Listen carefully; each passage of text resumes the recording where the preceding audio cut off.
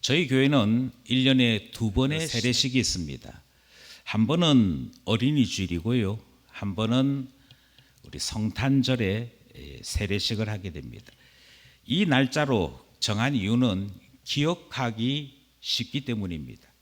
특별히 어린이 주일에 세례식을 베푸는 이유는 유아 세례를 베풀 때 어린이 주일이 가장 좋겠다 하는 생각에서 유아 세례를 위해 어린이 주일에 세례식을 베풀고, 그리고 예수 그리스도 오신 그 날에 세례식을 베푸는 전통을 가지고 있습니다. 잘 아시는 바대로 오늘 어른으로서는 김순애 성도님이 세례를 받기로 되어 있고, 유아 세례는 우리 강건우 군이 유아 세례를 받기로 되어 있었습니다. 그런데 참 이상하게도 유아 세례를 받기로 되어 있는 경우에 허다하게 꼭 그 주간에 아픈 경우들이 생기더라고요. 목요일 지나서 연락이 왔습니다. 목사님, 아무래도 안 되겠습니다. 이게 첫 마디였습니다. 아무래도 안 되겠습니다. 병원을 가야겠는데 이 밤에 늦은 시간에 가까운 병원 아무리 찾아봐도 창원 경상대학 병원 말고는 없어서 일단 거기로 가는데 병실이 없답니다. 기도를 좀 해주세요 하고 출발을 했습니다. 아니나 다를까 병실을 구하지를 못했습니다. 그리고 그 다음 날 장류 주변에 있는 병원에 이제 입원을 했고 또 치료를 받기 위해 움직였습니다. 그런데 병원에서 하다가 안 되면 큰 병원 옮기는 수밖에 없다. 그래 됐는데 결국은 양산 부산대 병원에 입원을 했습니다. 입원을 하고 보니까 독감도 있고 바이러스 감염도 있습니다. 특별히 호흡기 바이러스 감염이 되어 있어서 두 개의 병을 한꺼번에 치료해야 되는 그런 상황이고, 10시 30분에 통화했을 때 아직도 38.5도다 그렇게 연락을 받았습니다. 그러니까 꽤 괜찮은 대학병원에서도 열을 잡는 것이 힘든 지경에 있다. 그것 때문에 하는 수 없이 원래 예정되어 있던 강건우 군의 유아 세례는 퇴원하고 난 다음에 따로 하는 수밖에 없게 되었습니다. 제가 강건우 군의 이 소식을 말씀드리는 이유는 아이를 키우는 부모의 입장에서 잘 자라기를 바라는 이 소원이 얼마나 간절한가 하는 이 말씀 때문입니다. 제가 자랄 때 TV 광고에 이런 카피 문구가 있었습니다.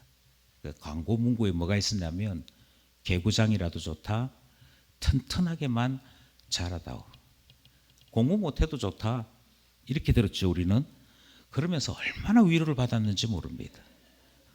잘 자라는 것이, 건강하게 잘 자라는 것이 1번이구나. 이 광고 문구는 정확한 사실을 이야기하고 있습니다. 건강하게 잘 자라야 공부도 하든 운동도 하든 그림을 그리든 노래를 부르든 가능하기에 잘 자라는 것은 대단히 중요한 문제입니다. 어린아이들에게는 특별히 중요한 문제가 잘 자라는 일인 것이지요.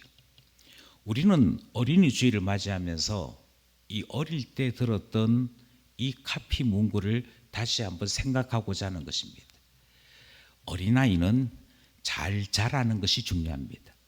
사람도 잘 자라는 것이 중요한 것 같이 신앙도 잘 자라는 것이 대단히 중요하다 하는 사실을 우리는 기억하고자 하는 것이지요. 먼저 우리가 경험한 바대로 말씀드리자면, 모든 부모들은 아이들이 자라나게 될 때 기뻐합니다. 얼마나 기뻐하는지 모릅니다. 애지중지하는 게 집이지 않습니까? 그 애지중지하는 집인데 유일하게 부모가 낙서할 때가 있습니다. 언제 낙서하느냐면 아이들 키 잴 때. 아이들 키 잴 때는 부모가 연필 들고 아이들을 벽에 딱 붙여놓고 자를 딱 얹어두고 이만큼 자랐네. 그리고 좀 더 꼼꼼한 부모들은 그 옆에 날짜까지 써놓습니다. 몇월 며칠, 재본 키 이만큼. 그러면 그 밑에쯤에 앞서 재었던 키가 있거든요. 그런데 그 앞서 재었던 키가 불과 몇 주 전인데 이만큼 자라 있어요. 아이가 자라면 자라서 튼튼해진 아이가 기뻐하는 것이 아니고요.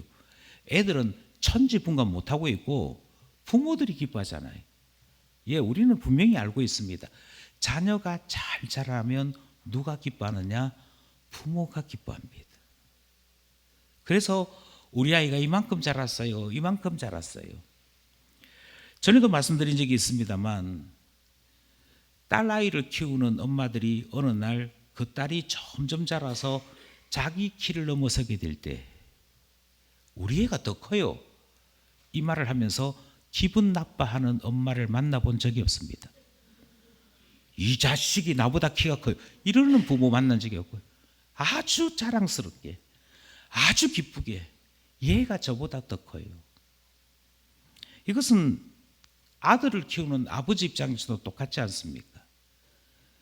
친구가 자기 친구에게 야, 너 그 아가 니보다 낫다 이 말을 들으면 나보다 낫다는데 더 기뻐해요. 아, 그래? 내가 더 낫지 않냐? 말은 하면서도 아, 우리 애가 나보다 더 크고 나보다 더 훌륭할 수 있겠구나 하는 그것 때문에 기뻐하지 않습니까? 그러므로 자녀가 자라는 것이 부모의 기쁨입니다. 이 말을 저는 다르게 이렇게도 표현하고 싶습니다. 자녀가 잘 자랐다는 것은 그만큼 부모가 헌신했다. 그만큼 부모가 헌신했고 하나님께서 그 부모의 헌신에 복을 주셨다라고 저는 말씀드리고 싶습니다.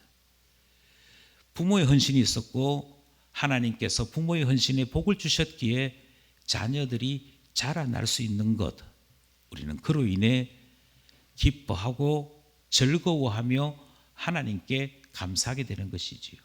하나님, 우리 아이가 10살이 되었습니다.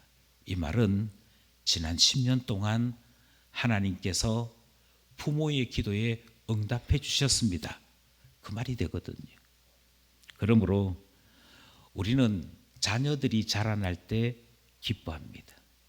그리고 이것이 신앙적이다. 신앙의 가정들마다 반드시 배워야 할 하나님께서 주시는 복이다 하는 사실을 기억하는 것이지요. 예수님에 대한 어릴 때의 기록이 없습니다. 그런데 딱 하나 있는 기록이 무엇인지를 여러분은 잘 알고 있습니다. 예수님께서 어릴 때 어떤 놀이를 하셨다? 예수님께서 자랄 때 수학과 외국어 가운데 어떤 과목을 좋아하셨다? 이런 이야기는 없습니다. 예수님께서 회당에서 시험을 쳤는데 성적이 어땠다? 이런 이야기 없다니까요. 오직 있는 이야기는 딱 한 가지 있습니다. 잘 자라나셨다. 누가복음 2장 52절의 말씀을 함께 합독하겠습니다. 시작. 예수는 지혜와 키가 자라가며 하나님과 사람에게 더욱 사랑스러워 가시더라. 아멘. 다시 말씀드립니다. 자라나는 것은 부모에게 기쁨이 됩니다. 저는 똑같은 것이 하나 더 있다고 생각합니다. 그것은 바로 신앙입니다. 신앙도 동일한 원리가 적용됩니다.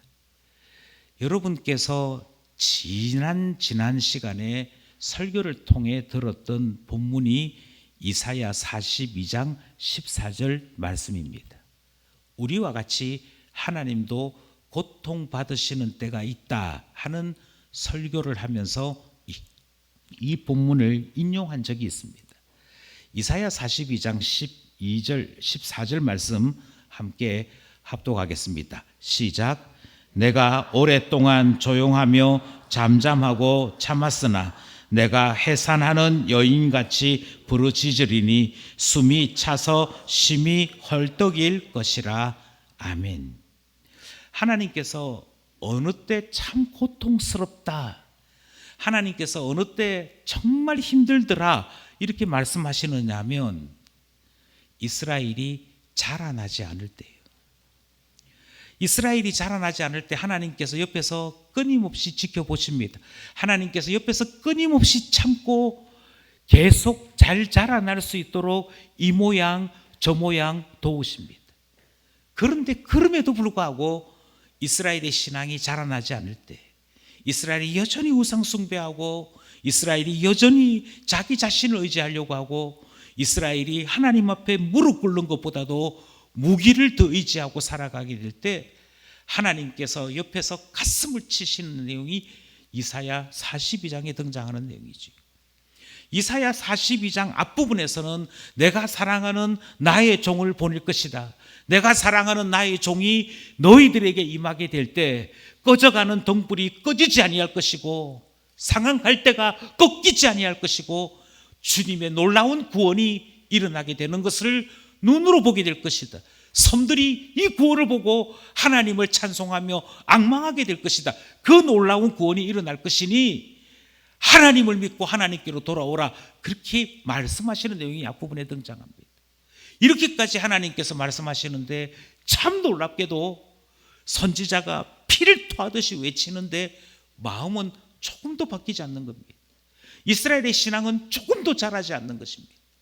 그렇게 했을 때 하나님께서 하시는 표현이 내가 해산하는 여인같이 자라나지 않는 이스라엘 때문에 피를 토한다. 자라나지 않는 이스라엘 때문에 가슴이 답답하고 숨이 막힌다. 그렇게 표현하는 말씀이 이사야 42장 14절 말씀인 것이지. 신앙이 똑같습니다. 자라면 우리의 부모이신 우리의 아버지이신 하나님께서 기뻐하십니다. 잘 자랍니다. 바른 믿음을 가지고 있을 때 믿음으로 우리의 삶에서 승리하게 될 때 하나님이 기뻐하십니다. 그래 잘한다 이렇게 하시지요. 그런데 아이가 자라나지 아니하면 부모가 눈물로 밤을 지새우는 그것처럼요. 자라나지 않는 신앙인을 만나게 될 때 하나님께서 고통을 느끼십니다. 하나님께서 힘들어하십니다. 그러므로 우리는 하나님께 고통을 끼치지 않는 신자가 되기 위해서라도 믿음의 진보를 이루어야 하는 것이지. 그런 점에서 자녀도 신앙도 잘 자라는 것이 아름다운 일이다 하는 교훈을 우리는 이 어린이 주일에 함께 나누게 되는 것입니다. 기쁜 가족 여러분, 잘 자라나는 신자 될 수 있기를 소원합니다. 그러면 잘 자란다라고 하는 것은 무엇일까요? 어떻게 하는 것이 잘 자라는 것일까요? 먼저 우리가 어린 아이를 키우면서 배운 것이 있습니다. 이 아이 참 잘 자랐습니다 하는 것이 어떤 것이든가요? 먼저 우리는 아이가 잘 자랐다라고 할 때 기준이 있는 것을 알고 있습니다. 가끔 성미가 급하신 어른들은 자라나는 기준을 무시할 때가 있습니다. 대표적인 게 돌 되기도 훨씬 전에 아이들 밥을 자꾸 먹여요. 그리고는 우리 애는요 분유 안 먹어요. 우리 애는 이유식 안 먹어요. 얘는 밥 먹어요. 밥. 그래서 뭐든지 빨리 하면 좋은 줄 알고 밥 먹는다는 것 때문에 잘 자라는 줄 아는 부모들이 있습니다. 아니요. 그렇게 됐을 때 그 아이의 소화기가 제대로 발달하지 못합니다. 그러면 그렇게 된 아이들이 자라면서 어른이 되었을 때 저는 소화력이 떨어지고요. 위가 안 좋고요. 이렇게 말하는 일들을 자초하게 됩니다. 소화할 수 없는데 그만큼 자라난 것이 아닌데 성급하게 밥 먹이는 것이 얼마나 위험한데요. 그때마다 맞는 기준이 있다니까요. 어떤 집은 아이가 빨리 걸어 다니는 것을 잘 키웠다라고 말하는 집을 볼 때가 있습니다. 뭘 빠뜨리느냐? 배 밀고 다니는 이 시기를 지나쳐버린 겁니다. 배를 밀고 다니는 이 시기 동안 장이 커집니다. 그리고 큰 근육들이 자라기 시작합니다.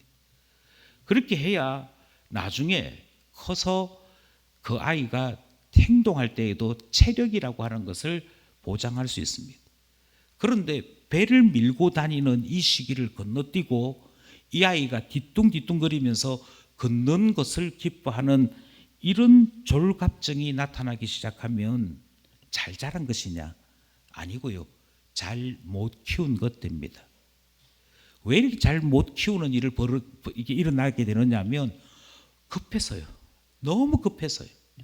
그래서 빨리 밥 먹이고 빨리 걷게 만들고 그렇게 하면서 우리 애 잘한다, 우리 애 잘한다.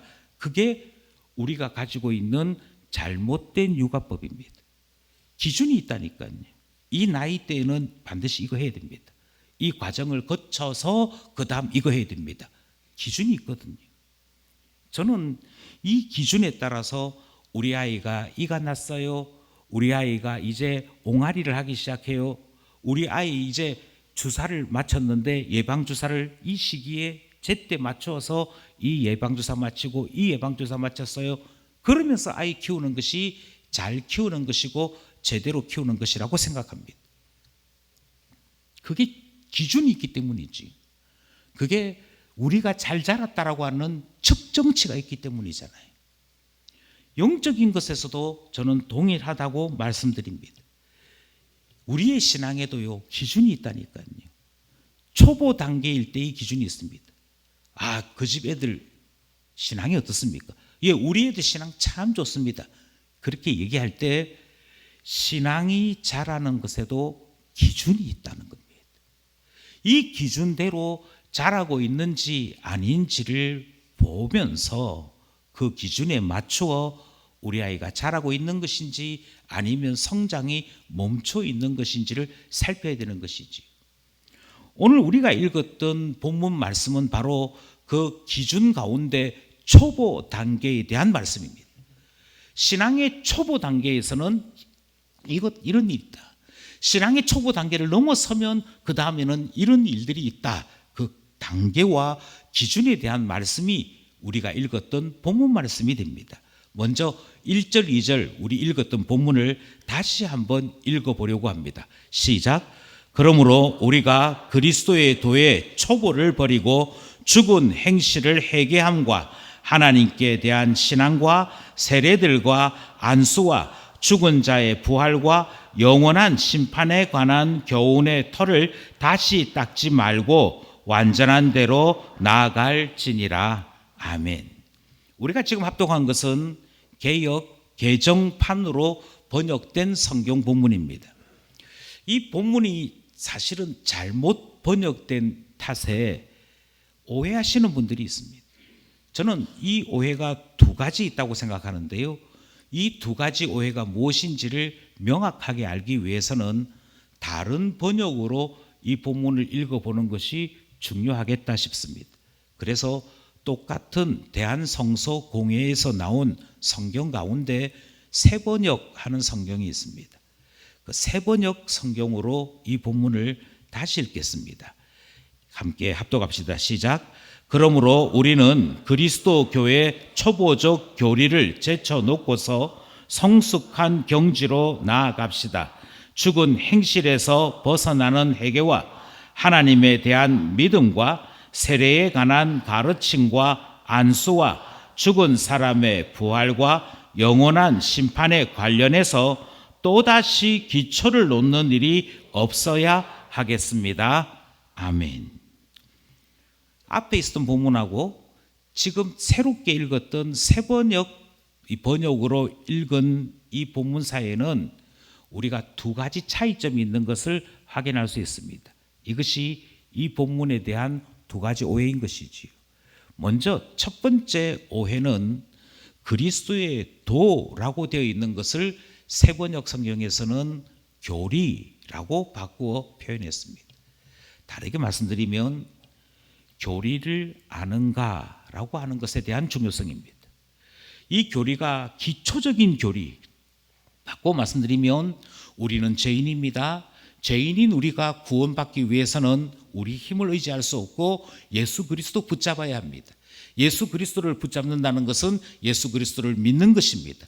예수 그리스도를 믿게 될 때 우리는 이전 것은 지나가고 그리스도 안에서 새로운 피조물이 됩니다. 이제 새로운 피조물이 되기 위해서 예수 그리스도를 영접해야겠습니다. 저와 함께 영접 기도할 수 있겠습니까? 예, 저를 따라서 기도합시다. 이런 정도의 교리, 예수 믿어야 구원 얻는다. 예수 믿기 위해서 나는 영접했고 예수를 믿노라 시인했다 하는 정도의 교리만을 알고 있는 사람이 있다면 오늘 본문이 이야기하는 것처럼 초보 교리만 알고 있는 것이죠. 그런데 성경 뭐라고 얘기하냐면 이 초보 교리에서 조금도 자라지 못하고 뱅글뱅글 맴도는 사람이 있는데 이 사람들은 시간이 지나도 아무리 바뀌어도 초보밖에 되지 않는다라고 말씀하고 있습니다. 그래서 이 초보적인 교리에서 좀 떠나라. 이 초보적인 교리는 이제 건너뛰어야 되지 않겠느냐. 그래서 보다 더 성숙한 교리, 성숙한 그리스도의 도에 이르는 사람이 되어야 한다라고 말씀하고 있는 것이지요. 예, 그렇습니다. 성경을 읽었다는 분들을 종종 만날 때가 있습니다. 성경 필사했다는 분을 종종 만날 때가 있습니다. 그런데 참 놀랍게도 우리가 믿는 도, 우리가 믿는 교리에 관해서는 깊어지지 않는 사람들을 만날 때가 있습니다. 그러나 성경은 우리에게 이렇게 말씀하고 있습니다. 당신이 정말 초보자가 아니라고 한다면, 이제 초신자가 아니라고 한다면 부탁하건대 교리를 아는 사람 되어야 됩니다. 교리를 깊이 아는 사람 되어야 됩니다. 그것이 내가 제대로 믿고 있음을 기준할 수 있고 측정할 수 있는 표가 되는 것이지요. 그러면서 오늘 본문에서 6가지 기준을 이야기합니다. 당신은 이 교리, 이 부분에 대한 교리를 어느 정도 알고 있습니까? 이 질문을 하는 것이지요. 첫 번째가 회개에 대한 것이었습니다. 두 번째는 믿음에 대한 것이었습니다. 세 번째는 세례에 대한 것이었고 네 번째는 안수하는 것에 대한 것이었습니다. 그리고 다섯 번째는 부활이었고 여섯 번째는 심판에 관한 것이었습니다. 이 6가지 항목은 두 개씩 짝을 이루어져 있는 교리 항목들입니다. 많은 사람들은 회개하고 예수 믿으면 구원 얻는다 정도를 알고 있습니다. 거기에서 더 이상 깊어지지 않습니다. 그냥 그 상태에 머물러 있는 것이죠. 그 상태에 머물러서 저 회개했는데요, 예수 믿는데요, 그러니까 구원받죠. 여기서 언제나 실패하는 신앙의 삶을 반복하고 있더라는 것이지. 두 번째는 세례에 대한 것입니다. 저 세례 받았습니다. 제가 조금 전에 세례 예식을 진행하면서 집례하면서 이제 태어난 것이다. 교회 앞에 이제 신자로서 자기 자신을 드러내고 그 표를 이제 받은 것이다 라는 말씀을 드렸습니다. 그런데 이 세례 받는 것에만 만족하여 안수에 이르지 못하는 사람들이 있습니다. 초대교회에서 안수란 직분을 받는 것을 이야기합니다. 공적으로 봉사자로 세워지거나 사명자로 세워지는 것을 의미합니다. 선교사가 되거나 교회 안에 직분을 맡아 집사로 수고하거나 복음 전하는 자로 수고하게 되는 것이 안수를 받는 일에 속합니다. 그런데 많은 사람들이 세례만 할 뿐 안수까지 나아가지 못합니다. 내가 그리스도 안에서 생명을 얻게 되었으니 새롭게 태어난 나 자신이 주님의 교회를 위하여 복음을 위하여 내가 어떻게 나 자신의 삶을 드리겠다, 이 자리까지 나가지 않는 경우를 볼 때가 있더라는 것이지요. 부활에 관해서도 마찬가지고 심판에 관해서도 마찬가지입니다. 교리가 발전하지 않는 것, 내가 무엇을 믿는지, 내가 고백하는 바는 무엇인지 명확하게 말하지 못하는 것, 그것이 언제나 제자리를 맴돌 뿐 깊어지지 않는 것, 그것은 초보를 계속 돌고 있을 뿐인 것입니다. 앞에 있었던 말씀대로 하자면 신앙이 자라지 않는 것입니다. 여전히 어린아이인데, 여전히 갓난아이 수준인데 우리는 그 정도로 해서 기뻐하기 시작합니다. 아니, 저 세례받았다니까요. 아니, 저 회개했다니까요. 했었고 했었다는 이야기에서 더 이상 발전하지 않는 것, 그것에 대해 오늘 본문은 이렇게 말씀하십니다. 거기에서 떠나라. 거기에서 떠나라. 초보인 이 상태에서 머물러 있지 말아라 라고 말씀하시는 것이지. 이것이 오늘 우리의 본문이 우리에게 가르치는 중요한 점입니다. 두 번째가 있습니다. 두 번째는 기초 수준에서 머물지 않고 자라나야 할 것에 대해 계속해서 강조하는 것을 우리는 읽습니다. 여기에 놀라운 비밀이 하나 있습니다. 그것은 우리 본문에 완전한 대로 나아갈지니라 라고 되어 있는 이 본문을 유심히 보셔야 되는 것이죠. 많은 사람들이 목사인 저를 만날 때 두 가지 표정을 짓습니다. 먼저 신앙생활을 땡땡이 쳤던 교인들은 저를 보면 늘 미안함을 가지고 대합니다. 물론 저희 교회의 어떤 교인은 미안하면 웃는 교인이 있습니다. 먼저 씩 웃습니다. 그리고는 목사님 잘 지내지? 이러면서 나의 잘못에 대해 지적하지 마십시오. 이렇게 미리 커버를 치는 분들도 있습니다. 그러나 미안함의 표현이지. 미안해서 나름대로 미안함에 대한 나름대로의 표현이 인사하고 밝게 웃고 그렇게 하는 경우들이 있습니다. 어쨌든 미안함입니다. 이 미안한 분들이 이 말씀을 듣게 될 때 아마 이런 반응을 보일 것 같습니다.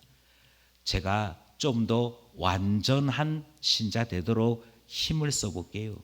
노력해 볼게요. 이런 이야기를 하게 될 것 같습니다. 그런데 이게 초보입니다. 이게 초보입니다. 아니 목사님, 성경 말씀에 이제 초보의 모습을 버리고 완전한 대로 나아가라 해서 이제 완전해져 볼게요.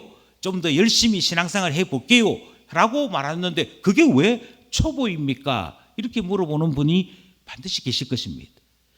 이렇게 제가 완전한 대로 나아갈지니라 하는 이 말에 따라 이제부터 제가 열심을 좀 내어볼게요 하는 것을 초보라고 말씀드리는 이유는 이 표현이 수동태 표현이기 때문입니다. 내가 열심을 내면 완전해진다 하는 의미가 아니라는 것입니다. 우리 주님께서 완전케 하시는 분이니 우리 주님께서 완전케 하심을 믿고 그분에게 나아가라 하는 편이거든요. 그러니 주여, 제가 이제는 술도 끊고 담배도 끊고 하루에 성경도 1시간 읽고 기도하는 시간도 1시간 이상 가지고 주님의 교회를 위해 헌신하고 봉사하는 시간도 1시간 이상 가지면서 보다 더 완전한 신자, 보다 더 기쁜 교회에서 원하는 제대로 된 신자로 살아볼게요. 이제부터 제가 약속합니다. 꼭꼭 약속합니다. 이게 초보를 벗어나는 것이냐? 아니라고 얘기한다는 겁니다. 그 이유는 매우 간단합니다. 그 이유는 내 힘으로 천국 가는 것이 기독교가 아니기 때문입니다. 우리가 가지고 있는 신앙은 자력 구원을 이야기하지 않습니다. 그러면 여기서 말하는 완전한 대로 나아가라, 이 말씀의 정확한 뜻이 무엇일까 하는 것을 우리는 생각해 보는 것이지요. 여러분 혹시 사람 업어 보셨습니까? 사람 업어 보시면 똑같은 사람인데 업힐 때 이 사람이 나를 충분히 업어줄 것이다. 그러면 몸이 가벼워집니다. 싹 안깁니다. 싹 업힙니다.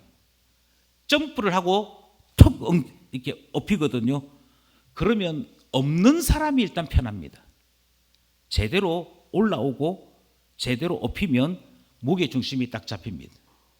근데 그거 말고요. 예를 들어서 제 아내가 업어주겠다고 한다고 하십시다. 제가 불안감을 느끼지요. 결과는 뻔하거나 땅바닥에 내동댕이 쳐지지 않겠습니까? 그래서 어떻게 되느냐면 업어준다고 해서 업힐 때에도 불안해서 설 업히게 됩니다. 내 몸을 온전히 실어내지를 못합니다. 그러면 결과적으로 어떻게 되냐면 엉덩이가 뒤로 처지게 되고요.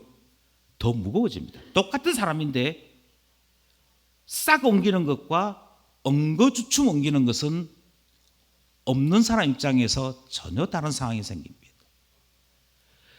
내가 너를 온전케 할 수 있어. 그러니 나에게로 와. 너가 나에게로 오면 너를 내가 온전케 할 거야. 그리고 그것이 예수 그리스도에게 더 다가서는 것이고 믿음이 더 성숙해지는 것이라고 주님이 말씀하고 있는 것이거든요. 그런데 우리는 자꾸만 온전케 되는 일이 나의 일이라고 생각하는 습관을 가지고 있습니다. 내가 좀 더 기도해야 되고, 내가 좀 더 절제해야 되고, 내가 하지 말아야 할 것을 나 스스로 끊어내는 것이 온전함으로 하나님 앞에 나가는 신자답다라고 생각하는 것이지요. 그래서 무엇 하지 않겠고, 무엇 안 하고, 뭘 정리하고, 그리고 난 다음에 교회 생활, 신앙 생활 하겠습니다 라고 말하는 사람들이 이 본문을 초보처럼 이해하는 사람들의 행동인 것이고, 그래서 보다 더 초보의 삶으로 빠지고 마는 것입니다. 혹시 물에서 사람 구해보신 적 있으십니까? 물에서 사람 구할 때 살려주세요 해서 살려주러 물에 들어가 보면 이 사람이 나를 구해줄 것이라고 믿게 되어지면 힘을 빼고 그 사람이 이끄는 대로 자기 자신을 맡기면 사람 구할 수 있습니다. 그러면 머리카락만 딱 쥐고도 사람을 물 바깥으로 빼낼 수 있습니다. 그런데 참 신기해요. 살려주세요 해서 그 사람 살리러 갔는데 그 사람을 꽉 붙잡고는 살려주세요 이러고 두 사람이 동시에 물속으로 빠지게 됩니다. 이것 좀 놓으세요, 놔야 살려주지 하는데도 살려주세요 그러면 죽는다니까요. 아니 똑같다니까요. 신앙생활이 정말 똑같다니까요. 나를 온전하게 하시는 분이 하나님이십니다. 나를 온전하게 하시는 그 하나님이 내가 너를 온전하게 할 테니 너 내게로 와. 너가 가지고 있는 힘을 빼. 너가 가지고 있는 고집을 빼. 너가 가지고 있는 경험을 지워. 내가 너를 이끌 테니 내가 오른쪽 하면 오른쪽으로 오고 왼쪽 하면 왼쪽으로 오면 돼. 내가 서 하면 서면 되고 가자 하면 가면 돼. 나머지는 내가 해. 나머지는 내가 해.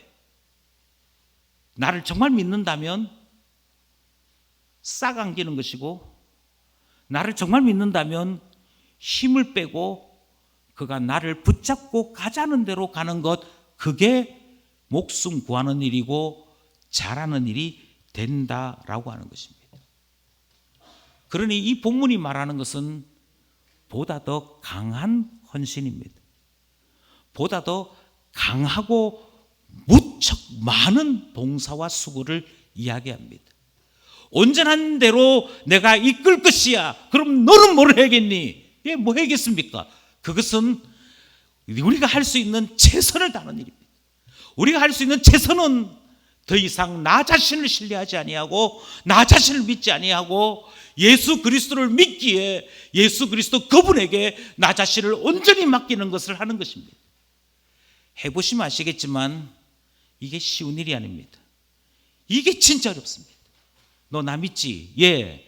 내가 너를 업어서 독수리 날개 위에 얹어서 이 골짜기를 지나 이 사막을 지나 이 광야를 지나 저곳에 내려놓을 것을 믿지? 예, 믿습니다. 그러면 이제 내 손 잡고 하늘을 나르자.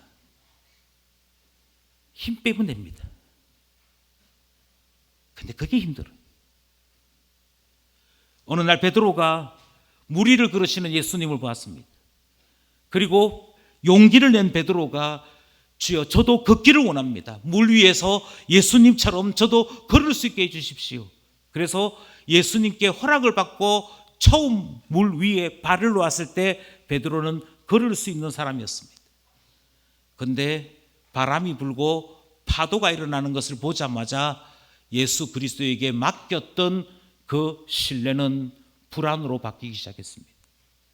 불안으로 바뀌지 말자 베드로의 몸은 물속으로 빠져들고 말았습니다.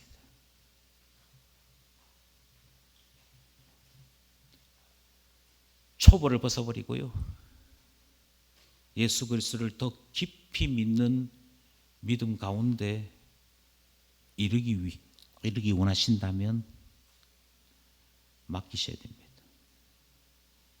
맡기는 것은 헌신 중에서도 최고의 헌신입니다.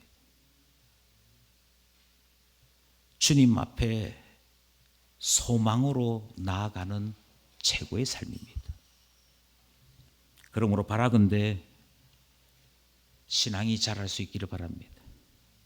이 신앙이 자라기 위해 내 생각, 내 주장 다 내려놓으시고 예수님 가자는 대로 맡기고 바라며 동행할 수 있는 우리 되기를 원하는 것이지요. 먼저 우리는 이 말씀을 대하면서 다시 한 번 더 자라야겠구나 하는 생각을 가질 수 있기를 원합니다.